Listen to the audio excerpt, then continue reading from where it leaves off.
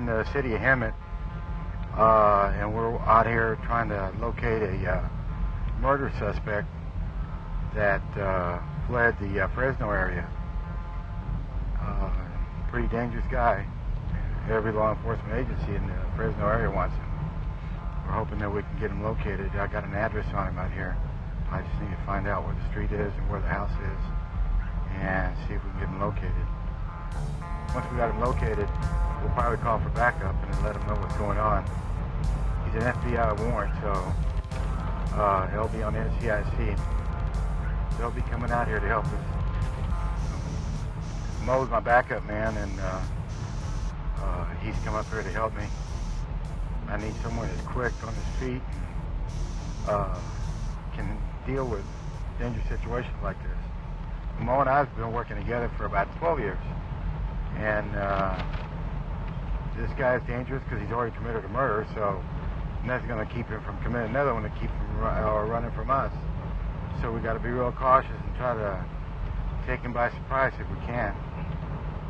We got a full description of the individual and a mug shot. So hopefully, once we find the apartment, I'll just send Mo in, or the apartment complex. I'll send Mo in and see if he can spot the guy. Mo, can you get around the? Can we get around the back and look through the window? We can park in the parking lot to the complex across the street. Right, and take a straight shot to the back of the park. Okay, let's do that.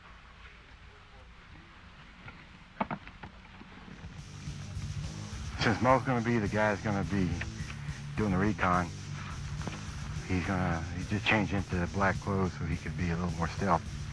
What we're going to try to do is get up there and listen through the window or try to pick up some kind of verification of the male voice in the house. Once we got that, then we'll take it from there. Yeah, we found the apartment, and Mo went in and checked it.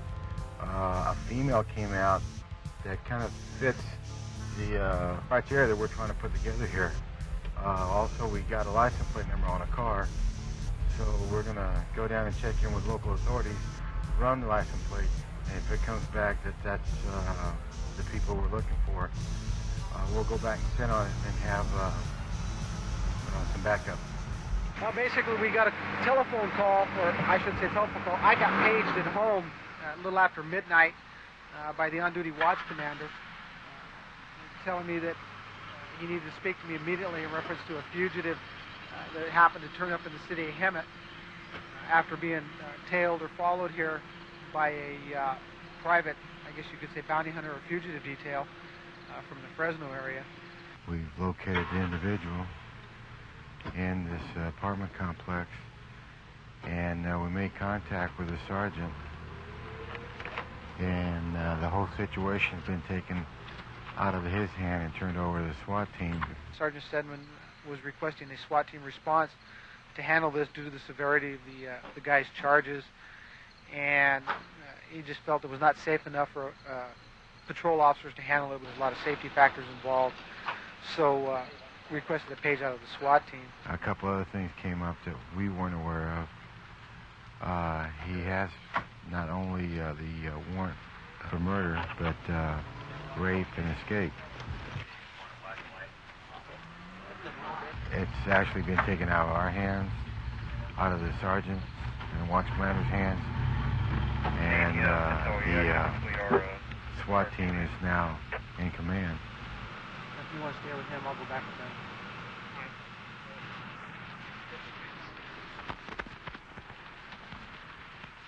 Your license will be 3 Nora Henry Young 436. 3 Nora Henry Young 436. I'm right behind you, Chuck. Go ahead. They're getting the SWAT team in position now. Police department, open the door! Police department!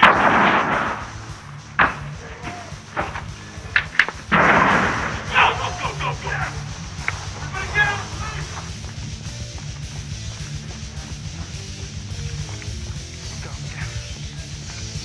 We went with the SWAT team and watched them as they went into the apartment, took the individual out.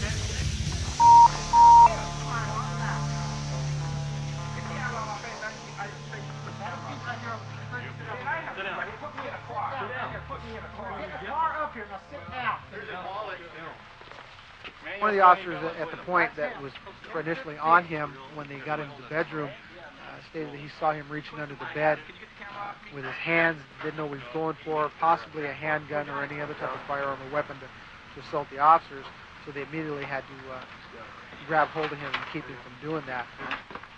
Let's go.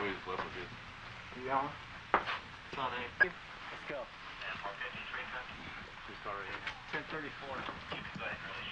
Already did.